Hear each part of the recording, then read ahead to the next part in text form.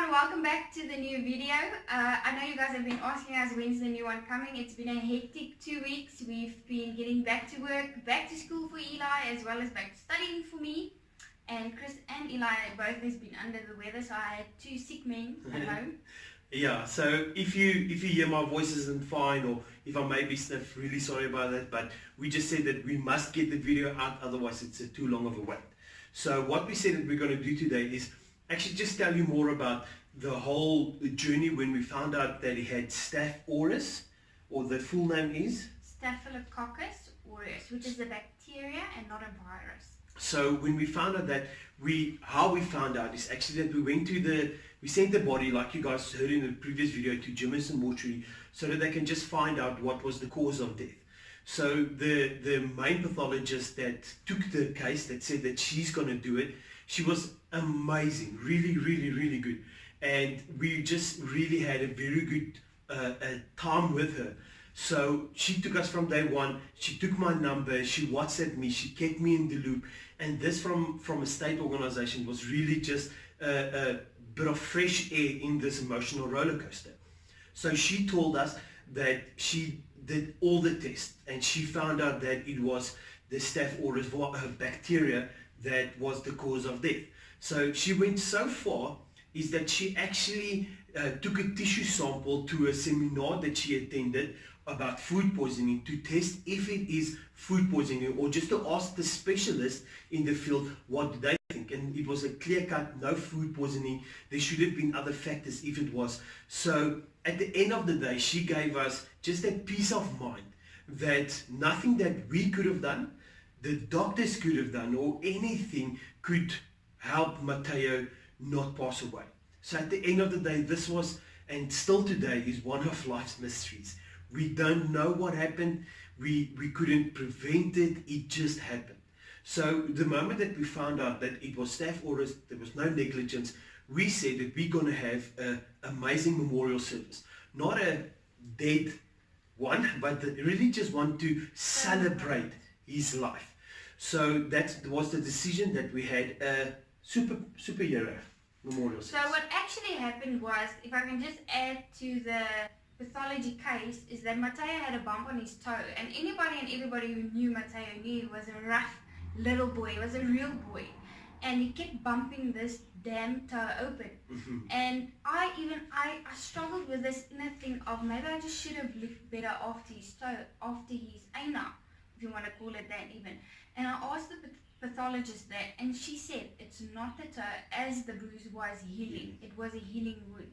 So today we have that unanswered question of where and when did he pick it up.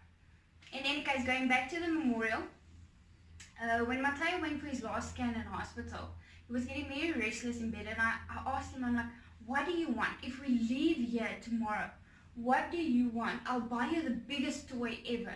And all that he said to me was that he wants a Mickey Mouse, a big Mickey Mouse. So we decided, seeing that it's a celebration of his life, we're going to have the theme as a Mickey Mouse theme.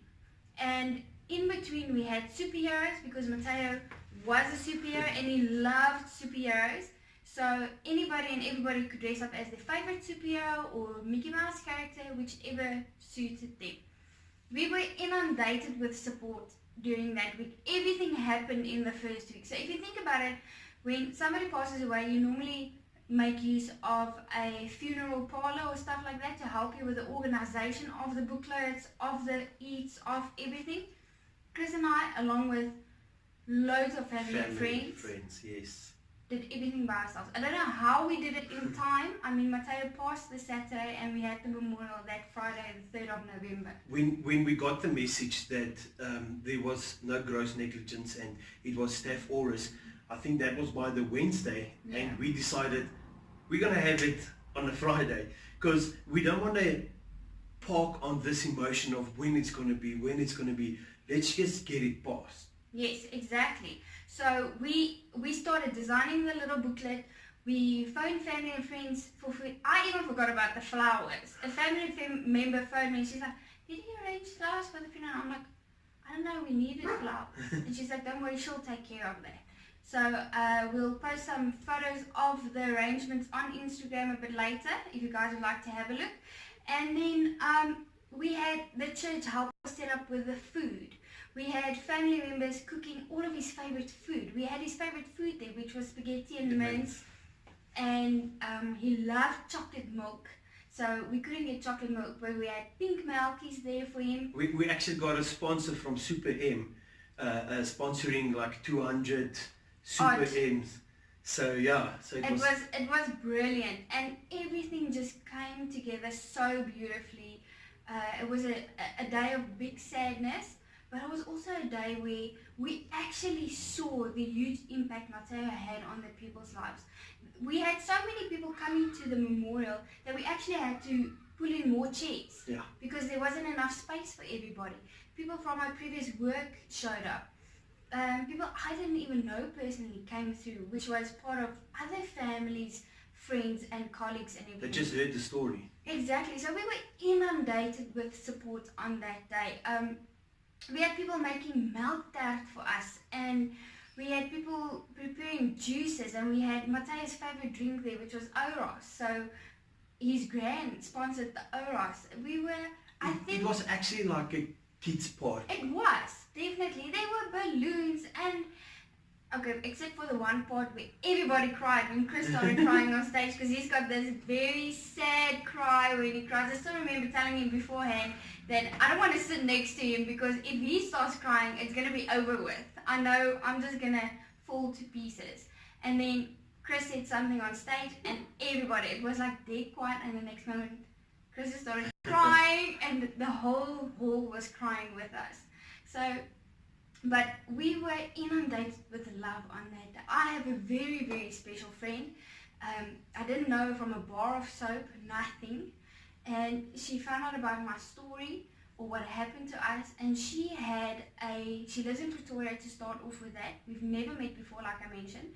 And she had a huge Mickey Mouse made in Matteo's honor. And she's been walking this road with me every single day. She just checks up on me. She just checks that I'm fine.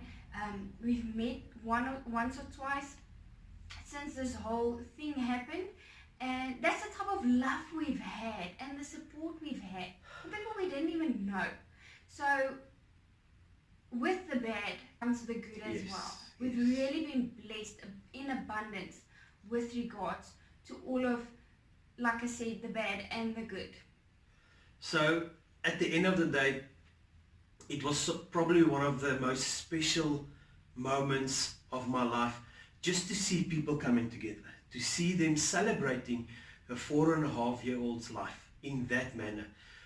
Even if you think about it, it's just so mind-blowing to see people come together, and the love and support we still get to this day. And we are going to show you now, afterwards we decided that begrafnisbriefie, it always, the funeral letter, you put it in your drawer, you put it away, and in 5 to 10 years you get it and it's all rumpled up, and there's no real memory about it. So we decided that we are going to frame a picture and frame a special message that we got from the school. So the next segment you're going to see us just showing you what that looks like in our home. And then just to add to that, with regards to the funeral letter, I've heard quite a few people telling us, you'll see on the letter, how they've cut out Matteo's picture and they've stuck it to their laptops or to their PCs at work or to their fridge, something like that. So he still lives on with us every single day. Okay, so this is our hall to the whole house. Kitchen, bedrooms, bathrooms, everything. And the reason why we put Matteo's stuff up on this wall is because you need to pass here in order to go to the rest of the house. And we want people to remember him as and when they come and visit. So the first picture we have up is the picture of Matteo that was on the stage. One of his last pictures we took. We took 3 huge pictures like these, and each grandparent got one as well as us. This is the letter from the school that all the friends had made with their little messages to him. which some days we still can't read on the bad days, as it just makes us cry, as well as the good days. And this is the very special funeral letter that will always, the last bit of remembrance we have of him, letters from family saying their final goodbyes, his Mickey Mouse, the thank yous. Thank you all from the bottom of our hearts for watching this video, and really just keep on liking and sharing it with the people that needs a bit of hope. Next week we're going on a bit of a holiday to the same place that we scattered Matteo's ashes. So we're going to give you a bit of a glimpse of where we did it, how we did it, and what we still keep in remembrance of Matteo. Have a nice day. Love you all.